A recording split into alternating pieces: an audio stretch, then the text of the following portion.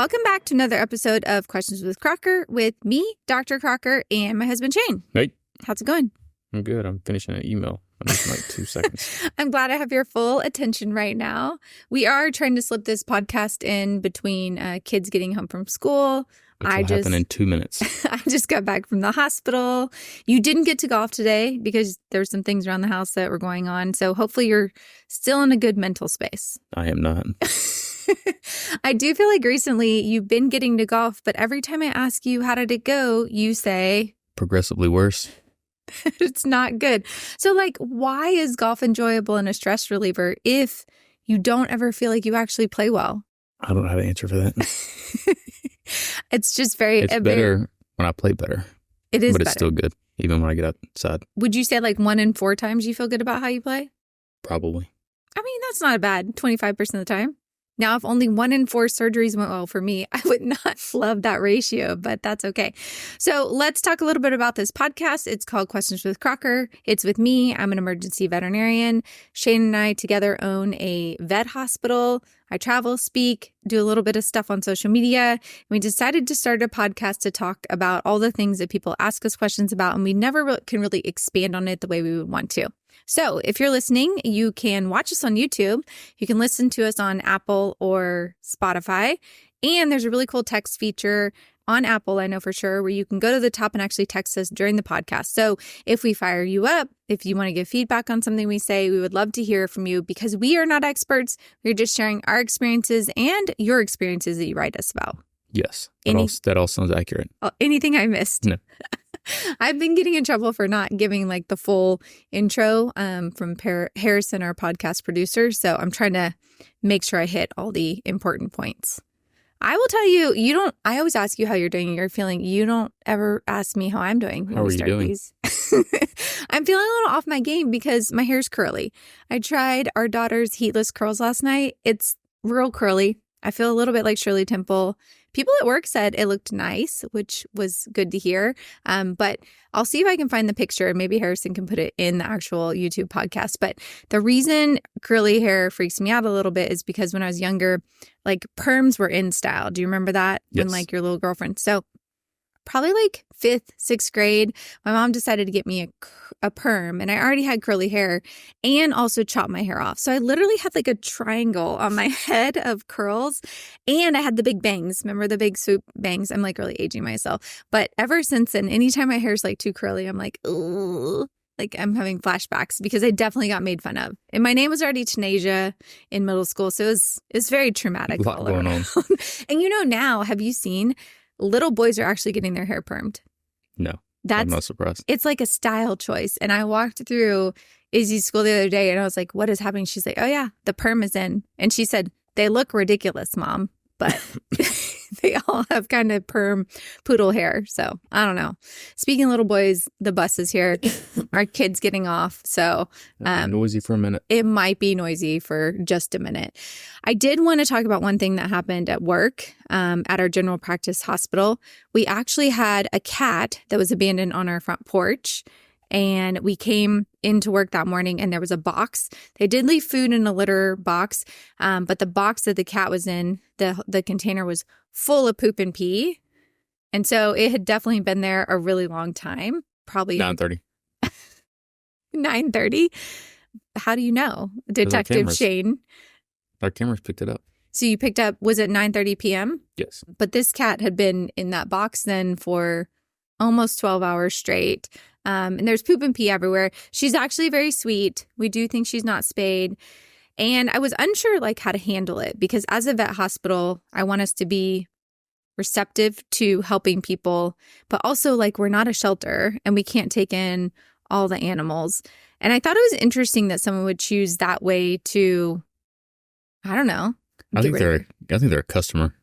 You do? Why? Because they drove in and went to the new opening entrance, so they like knew where to go. And our entrance is on the side of the building, so it's not the obvious entrance. Ooh, that's good detective. I mean, the lights are on over there, but still, I would think that people would drive to the old entrance first. Like to the other porch that's actually at the front of the building. That's actually really good detective work. We were wondering that, and we did get, you got a picture of their vehicle, I'm assuming. So now I feel like anyone that comes in with that vehicle, we're going to be like, especially if they like had a new cat or anything. So we did do a little bit of testing. If you find like a stray animal or an animal you don't have a history on, especially a cat, you want to test for FIV, FELV, and in Texas, heartworms. And luckily we have a SNAP test for that. They were all negative. Do you know what those diseases are? No. No, heartworms. Yeah. You know heartworms. So do you know the difference between heartworms with dogs and cats? I know with dogs you can kill them because if you kill heartworms too fast, it's not good for the dogs, right? Yeah. So it'll block up the vessels of the hearts in dogs and they can die, but it is treatable. In cats, it's not treatable. So if cats get heartworms, they die for sure, which is kind of crazy because I feel like cats can survive like a lot of other things that would kill dogs. But heartworms is one thing. So they say, especially in the South where it's really prevalent, you definitely want to have your cats on heartworm prevention because it will kill them. And you get mosquitoes in your house. So people are like, my cat's inside, but I actually put our cat's prevention on this morning. So I'm not just saying something that I don't do for our cat also. The other thing was FIV. Do you know what FIV is? That's the cat AIDS. It's the cat. Look at you. It's like you listen to me. I appreciate that. It is. It is a disease that can affect their bone marrow, suppress their bone marrow. So those cats actually can still live, but they can spread it to other cats by biting them. And so you really want to keep them kind of confined to themselves if possible. And they are more susceptible to certain diseases. So the cats will have a lot of like herpes and things that cause respiratory issues because their immune systems aren't always great. The other big one is FELV. Do you know what that is? Do not know that one. That's leukemia in cats. And that actually, those cats sometimes can die suddenly because they will get super anemic, really, really sick. So it is important to know if your cat has any of those diseases. Definitely don't want to home a cat to somebody, like rehome a cat to somebody if they have those. But luckily the cat was negative. So we reached out to some of the rescues we work with. They're trying to find a foster. So where's the cat right now? The cat's hanging out in our hospital right now. She's in a kennel, getting food, taking care of her. We also wanted to make sure she didn't start to have any sickness or any problems. Like a lot of times if someone abandons an animal, you assume that maybe there's something wrong with it. And that's why they got rid of it. So we think they just filmed this kitten maybe and brought it in? I don't know, because she's not that old. Like from her teeth and everything, like we're suspecting she's like a year maybe old. And so I don't know. They dropped off litter, food, so I don't know if they fell on hard times. They just couldn't keep the cat anymore. Someone in the house was allergic, and all of a sudden they were like, we had to get rid of it, and they were having a hard time with the decision. Or maybe they were not all on board with the decision, so someone just decided to take the cat. But it's obvious that they care for it because they brought stuff with it. They brought it to a vet hospital. They didn't just like turn it outside of their house and abandon it. But there's different ways that they could have handled the situation. So we're going to try our best to help. But no, we are not adding another clinic cat. This cat is not going to stay with us forever. Our clinic cat alone is already too much. And that's not going to be a thing. So in general, I've been seeing some crazy stuff over the holidays. We've already talked about how euthanasias pick up over the holidays. We had actually 3 today at the hospital. Yeah. But also the other day in the ER, we had an interesting thing happen. So we had a guy call and he said, I woke up and had a dream. God told me my dog needs surgery. I'm bringing my dog in for surgery, and then hung up the phone. So the team kind of told me like, that was a weird phone call. This guy might be coming in with his dog. I didn't know if it was a prank call or real, but it turned out it was real. So a younger man came in, probably in his 20s, and his dad came with him and brought the dog in. And pretty quickly, I could tell that the dad didn't really know like what was going on and why he was there.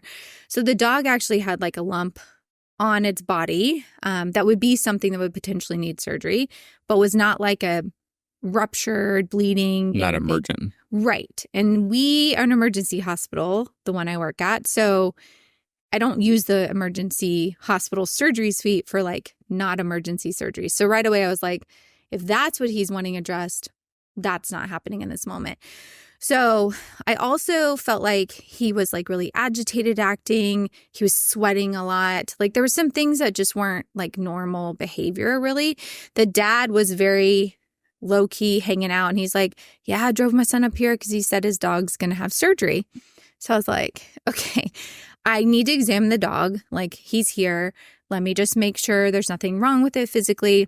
Well, the dog was a little growly, a big dog, did not really want me to do a lot of assessment on it. But from like initial exam, gums were pink, dog's breathing normal, like nothing that would indicate anything major going on with it, other than it did have like a little bit of crusting on its back, probably flea like exposure.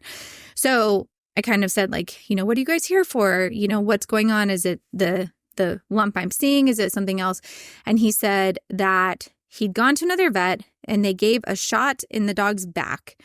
And he knew that shot was causing the dog cancer. So he wanted the lump cut out that the shot was given. So I'm like, okay. And I'm trying to be very, I guess, like respectful of like what he's worried about, right? Like you don't ever want to just discount an owner, like your dog's fine. So I'm like, felt the dog's back, I'm like, can you show me where? And I feel it, I can't feel anything, right? Like feels totally normal. Like, where was it? Oh, here. I still don't feel anything. Like, are you sure? He's like, well, it was there. I said, well, if it was a shot given, it leaves a little bump, but like the body absorbs that. So it's gone.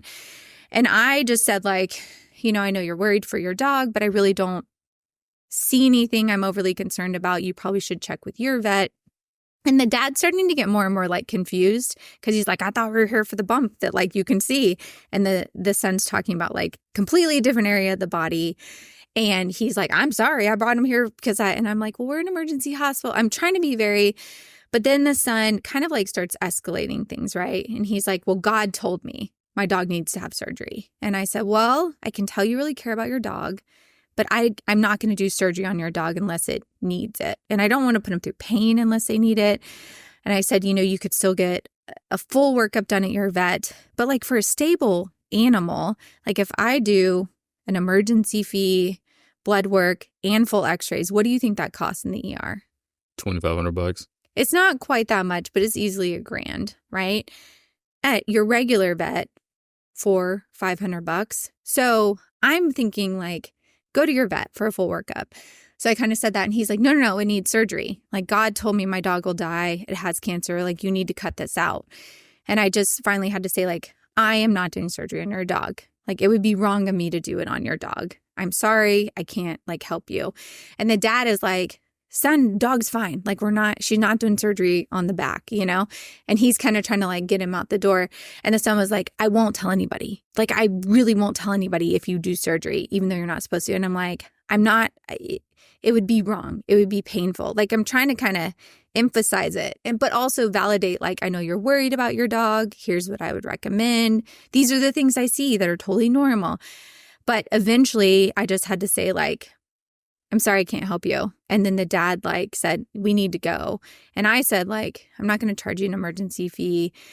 And so he started walking out with the dog and the dad was still in the room. And he's like, I'm so sorry. I wasted your time. And I said, I am concerned that your son might try to cut his dog open because he's worried about it. And like, it has that degree of concern. And I was like, I'm a little worried about mental health issues. I would really see if you can get him somebody to talk to. And it was like a weird, like, you don't want to tell somebody like, does that make sense? I don't know. It was awkward. But I also had this like very deep concern that he was so worried that his dog needed surgery and he felt like God was... Did the dad acknowledge that maybe he had some mental health issues? He's like, well, I don't really know what's going on. And like, I'll talk to his mom. It was very either drugs or mental health something. I mean, the things he was saying was... And I did say, and I don't know if this is right or not, but I said, well, God might have told you that. I said, but he didn't tell me that. And I'm the one that would have to do surgery. So I'm not going to do it. Like, it's like you don't want to say that's not true. You don't want to like completely invalidate, how someone's feeling. And we've had episodes. We have one lady that constantly comes in the ER because she thinks her dog has given her bugs. And she will bring like little baggies of little flakes of things that she's found that are bugs. And it's just like little dry pieces of skin or other things. And like, we'll even look under the microscope sometimes. But I have to just say like, you don't have bugs on you. Your dog doesn't have bugs on you. And like encourage her to go to her doctor. But it's because she has, a condition. And there is I think it's called parasitosis, where you are worried always that you have bugs on you. But I don't think like as veterinarians, we're fully equipped No. to handle these things. No. I mean, I don't think you dealt with some people when you were doing some of your house stuff, when you were doing ServPro stuff, and you went in some people's houses and hoarders and things. And like the mental health side of that That's real. But yeah, we're not equipped to deal with that. So I was starting to think about it and I was like, well, I have a podcast. So maybe there are resources out there. Maybe there are people that have looked at like, how do you handle these things, not as a human healthcare provider, but as someone who comes in contact a lot with people that might be struggling. Like where can you direct them? Or is there something that would help me better communicate and talk to people? So I kind of wanted to put out like a request. Like, I mean, it was good that resources. this guy's dad was there. I mean, think about if he didn't have somebody there with him. That could have got weird. Yeah, my bad, team, quick. I left the door open while I was talking to him, also because the dog was growling at me. But my team also was like right near the door because they all just got a sense of like if I maybe said the wrong thing, it would be like escalated. And since the dog was growling, they were like at the end, they were like, Crocker, we were worried that the dog would maybe be trained to like bite or attack or something. And so if you like kept refusing that he would do something, but I never really was worried for my safety. It was just more of a, I'm just going to leave the door open. And So when I was managing hospitals in the prison, you were always taught to oh my gosh, be closest to the door. That's the craziest job that you did, I feel like. So it was kind of backwards from the normal situation where normally you'd be away from the door and the client would be closer to the door. So you got to consider that when you're in odd scenarios. In an uncomfortable situation. Yeah. I think the way our rooms are set up, we're always essentially closest to the door, which is really, really nice. But I don't know. I just think if anyone has had these experiences and like wants to share a resource, it would be really good. But then I decided to post on social media and said, like, what is some of the wildest things that clients have like asked you to do? Because obviously having someone ask you to do surgery on their dog because God told them to have you do it, but the dog didn't actually need surgery was like not an everyday occurrence, right? So I wanted to kind of see like what else people could come up with. And the replies I've gotten have been wild. I feel like I've experienced some crazy things as a veterinarian, but some of the things that people have sent me have been just really crazy. So I'll share some of the names. Some of them I won't because I don't know if they want me to. But this person said, okay, so we had someone ask for their pet if we could remove the skin. And they were like, you want me to remove all your dog's skin to make like a bearskin rug? And that's what the owner wanted. And they declined to remove all the pet's skin because they were like, no, we're not doing that. But they did tell him they could go to a taxidermist if they wanted to, and they could actually do whatever, with the skin. And they also asked for the canine tooth to be able to make a necklace, which I will say I've heard of that before, especially with working dogs, like working canines. A lot of times they'll want to keep a canine tooth and they'll actually gold plate it and make necklaces out of it. But the tooth thing, I had over 50 replies of people saying they had people requesting their cat's teeth be removed and their dog's teeth because they wanted to keep them as mementos. And then one person said that the teeth had rings on it for every year of their cat's life. And so they wanted it so they could always remember how old they were, which I thought was very interesting. What is your thoughts on that? Like if you just put a pet to sleep, right? And you're like, I'm so sorry for your loss. And they're like, by the way, could you remove the skin or remove teeth? What would be your thought on that? I'd probably say that's not something we do in-house, but we could talk to our cremation company and see if that's something they can handle. If they're able to. That's a good reply. One person said that they removed the canines and they charge for it. And I honestly hadn't even thought about, like, it is so hard to take out a healthy tooth. And so it really should be something that you would charge for. But I don't know that everyone would think to do that in that moment. You'd probably just be like, excuse me, like, I'm not sure what you're saying right now. This one was wild too. This one said that the dog had a dental and the client asked when they picked the dog up because it had 10 extractions if she needed to chew up the dog's food and then spit it back into its bowl so that it'd be able to eat for the next couple of days. I can't with these stories. I was wondering if you would if you would be able to handle some of these things. This one said that they straight up had a horse owner ask if the head could be cut off because they wanted to keep the skull. Number one, do you know how hard it is to cut a horse's head off? And number two, like, you're like out with the horse and the owner, and like, I'm trying to imagine how you do that, and then like, how do you give them the head back? Like, that was a lot. I thought that was a very interesting thing. This was actually a really, really common one also, that people were asking for their dog's sperm because they wanted to save it because the dog was being neutered, but they wanted to be able to potentially use the sperm in the future. Do you think that's a thing? That's very weird. Like your own sperm bank? Yeah. Like to artificially inseminate. Like in case down the road you want to make more of your dog, but you want to get your dog neutered. I thought that was interesting. This one also, they said that they brought in the rabbit, and the rabbit was like dead, was like hard. And the person wanted to know how to do CPR on the rabbit because they wanted to bring it back.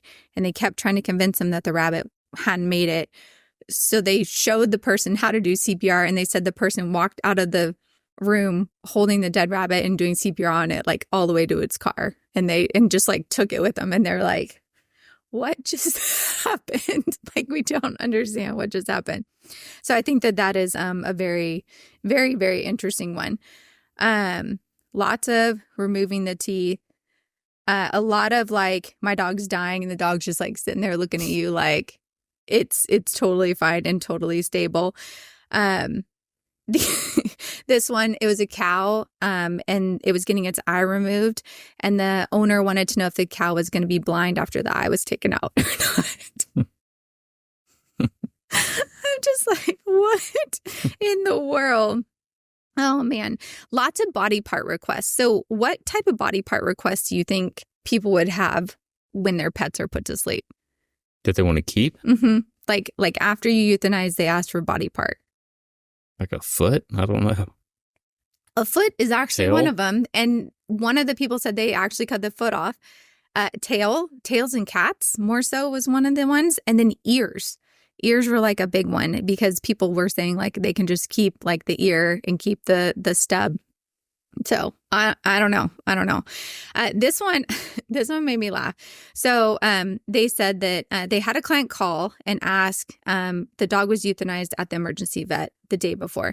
The client called and asked if they could get what they needed and clone the dog quickly because he didn't want his wife to know that the dog was gone. It's like replacing the goldfish where your kid finds it.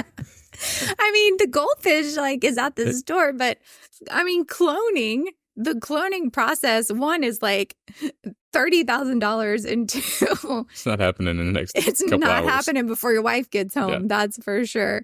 I was like, oh my gosh. This one, I've actually had this happen before. So it said the owner had to come into the ER with their pet and asked me to write her a doctor's note so they could stay home from work the next day. I've actually had that happen, and I've written a note saying like, so-and-so was at the emergency hospital all night for this long. And I mean, I sign it with my name. What employer would need to see that? Like, I don't know. You have a PTO or you don't. I mean, I don't know. Maybe they didn't want to take PTO. Maybe they have some sort of like, if it's like bereavement or something crazy, you know, like they'll do it. I don't know. But I was like, I've definitely written that note before, and it is what it is. This one said that the owner asked her to save her cat's testicles after neutering, and she turned them into earrings, and she would like wear them back into the hospital. Same thing with dog testicles, because the owner said it was the best part of the dog and they wanted to keep them. And then an owner came in and wanted to pick up an enema for her cat, and then tried to like pull down her pants and talk about how to give the enema in front of the people. I'm like, could you even handle that? One of this one is just creepy. Like this one I read it and I was like, creepy. They're all creepy. This one I read it and I had to reread it. So it said, I had an owner request hair clippings from their dog. Totally normal. I agree. Do that all the time. Used to do it with horses. We'd braid the hair and do it. But then they also requested to cut my hair because they wanted some of my hair to mix in with their dog's hair so they could forever be combined. I was like, what did you say? Group is. 2 seconds. And she was like, I said no because I was worried about some like witchcraft or something that was occurring with everything. So are you going to go get our daughter? Yeah. Are you over these stories? They're out of control. I feel like you have wild stories from your life too. And Serpro, you need to share some in the future. Okay, why don't you go? I'll wrap us up and I'll see you back here in a minute. Love you. Bye. Bye. All right. So I don't have anyone to share these with anymore, but I could always talk to you guys for just a minute. I did have a couple other questions come in, and so I thought that I would answer one of the regular questions that I've gotten recently so that I could, I don't know, get us back on track and not have anything too crazy. So I thought that this is a good question. It's one I've answered before. So Mar wanted to know, she said, "Hi, Dr. Crocker. I was listening to your podcast and I'm not sure if you've gone over this or not, but can you elaborate on why you choose to work at an emergency group, but also have your own practice? What's the pros and cons and what was the thought process of going into it? Thanks." I thought that was a really good question because it is one that I get asked a lot. And I would say, first off, the thought process was not originally to work emergency and own a vet hospital. I was working emergency, absolutely loved my job. I enjoyed traveling. I was speaking. I was training too. It was going really well for me. And then I was approached about buying our local animal hospital, 35 years in the community, and I just felt like I should hear what they had to say. So when talked to them, was very upfront with them about the fact that I worked emergency. I enjoyed working emergency. I didn't want to go back to GP. And the owner of the hospital was very open about the fact that she still wanted to work. She just didn't want to have to do all the owner things anymore. So she wanted somebody else to help her out and kind of help run the business. And so I really felt like it would be a good combination. I already knew of some vets locally that we had talked about maybe working together in the future. So I knew I had people that I could partner with. So I decided to take the leap and was very open with my intentions to not work in the hospital full time, but to own it. I've done that with everyone I brought on board. That way they kind of know the expectations for how much I will be there. And I'll say in general, I just love emergency. I do work at my general practice occasionally, and I'll see people that I know really well. I will do itchy skin. I will do vaccines. I like seeing healthy dogs. But what really gets me excited and challenges me is working emergency, doing big emergency surgeries, saving pets, and just really working hard, but working less days. So that's why I work emergency and own a general practice. It's kind of a weird way, but it works really well for me. And fortunately, as a practice owner, I have a really good team and support staff that is there every day and runs the practice really, really well. So hopefully that answers your question. Thanks for asking it. If you want to ever submit questions to us at Questions with Crocker, you can do that again on Apple or Spotify at Questions with Crocker is the handle. You can watch us on YouTube. Go watch this one. I'll see if I can put the perm hair up and you can see my awkward stage because it was definitely very, very awkward. Leave us a review if you want to. We love getting feedback and we like knowing that you're enjoying the podcast that we're making. And I hope that you have an amazing day. Thanks so much for listening, and we'll talk to you later. Oh, and have a good holiday. That's right around the corner. Bye.